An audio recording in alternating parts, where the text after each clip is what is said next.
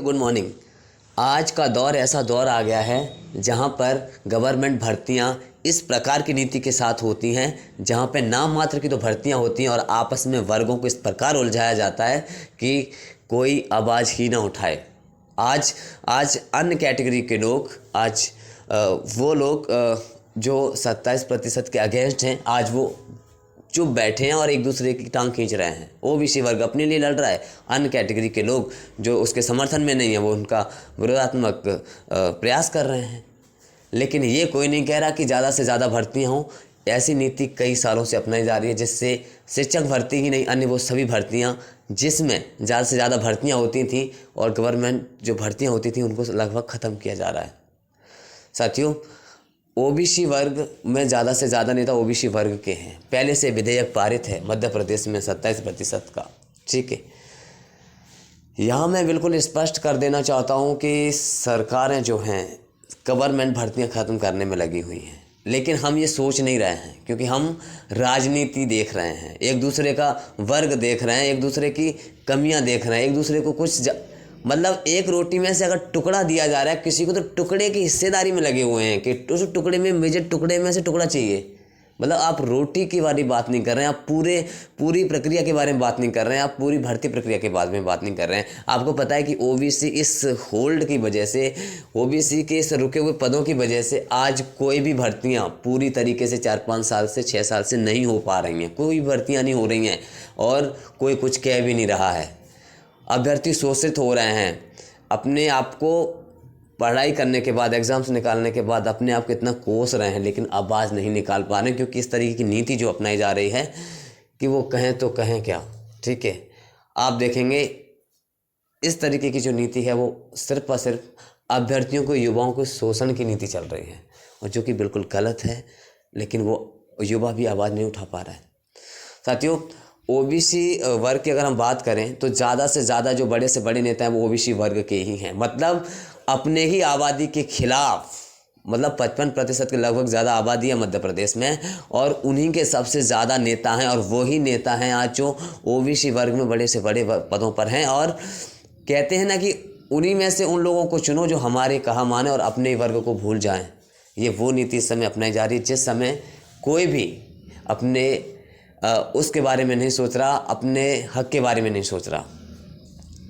ऐसी कंडीशन बनी हुई है। और मैं आपको बता दूं, ये सिर्फ ओबीसी वर्ग की बात नहीं है, अन्य कैटेगरी के अभ्यर्थियों को भी कोई लाभ नहीं होगा। कोई वेटिंग लिस्ट नहीं क्लियर होती है इससे, न कोई पदवृद्धि होती है, कुछ नहीं होगा। मैं ये पूरी तरीके से दावे के साथ कह सकता हूँ, कहीं भी किसी भी कितना भी बड़ा प्रोटेस्ट हो जाए, लेकिन किसी भी भर्ती प्रक्रिया में कोई पदवृद्धि नहीं की जा रही। किस वजह से नहीं की जा रही है?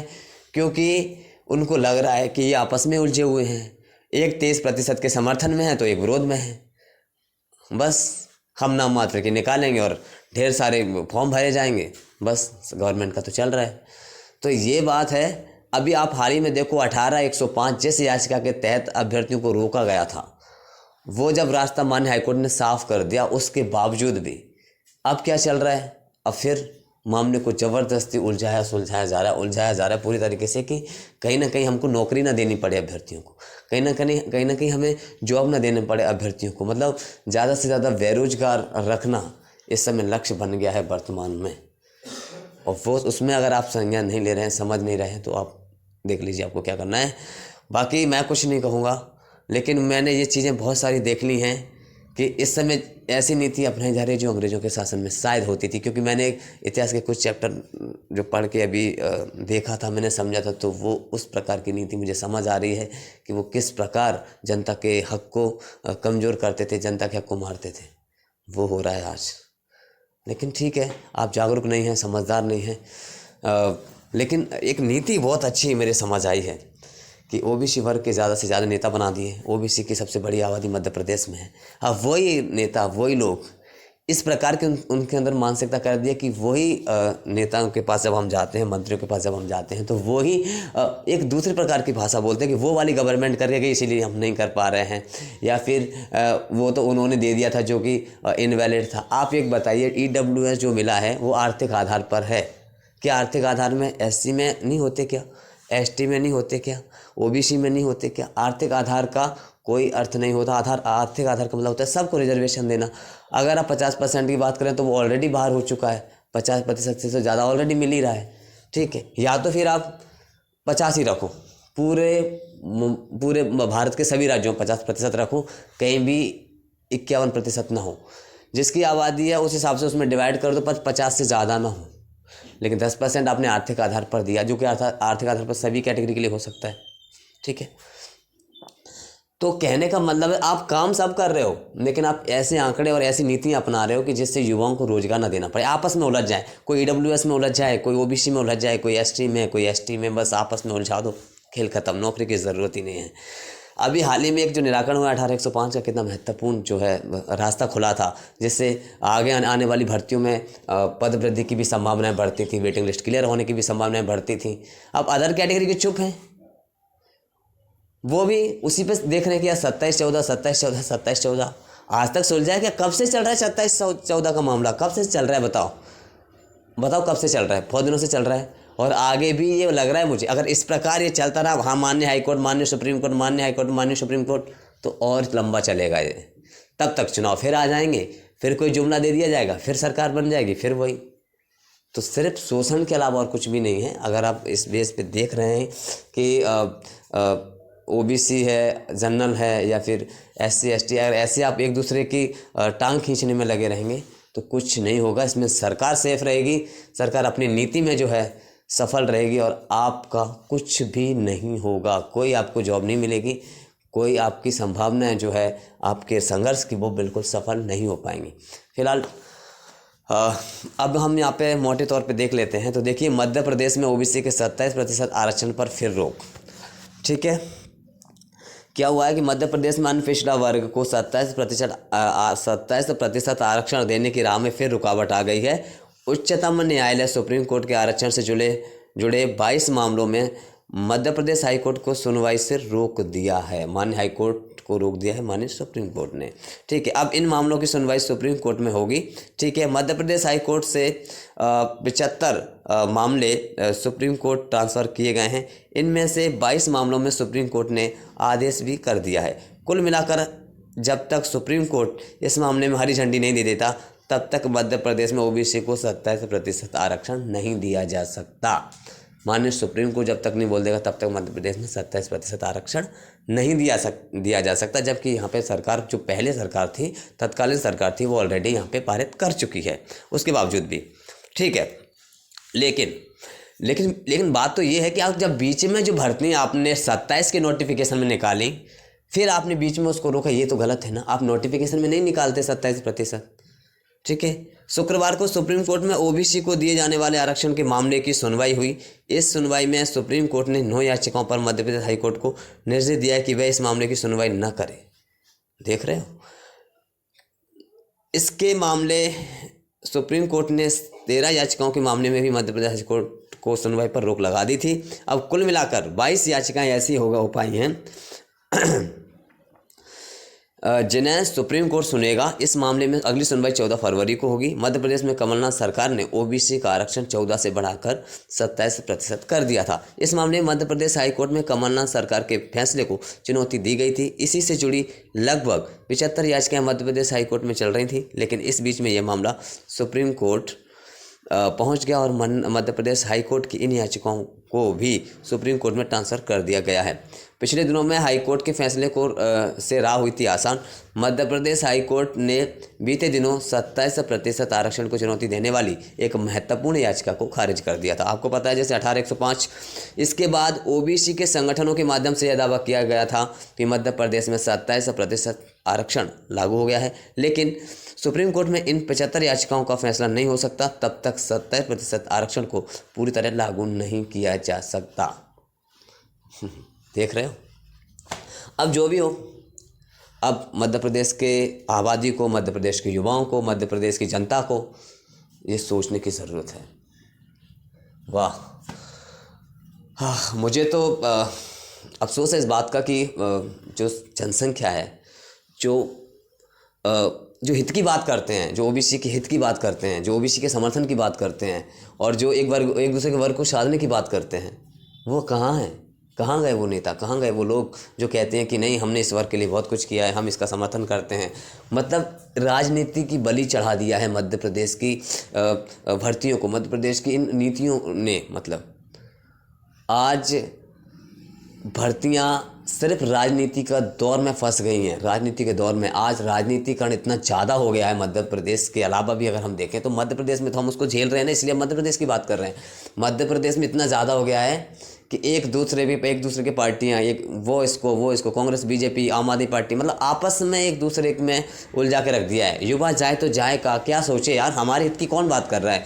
सब अपने अपने नेताओं की क्या फ़र्क पड़ता है, वो तो इस पार्टी में कल को उस पार्टी में चले जाते हैं, मज़े हैं उनके। 10 करोड़ मिल गए, 5 करोड़ मिल गए, उनके तो मज़े हैं। लेकिन आम आदमी क्या करे, जो नॉर्मल, जो बिल्कुल सामान्य जो व्यक्ति है, बिल्कुल नॉर्मल जो व्यक्ति है, जो अपना जीवन यापन करके, जिनके बच्चे पढ़ रहे हैं, जो इतनी मेहनत करके वहाँ तक पहुँच रहे हैं, उनको तो उनके फ्यूचर के बारे में कोई नहीं सोच रहा।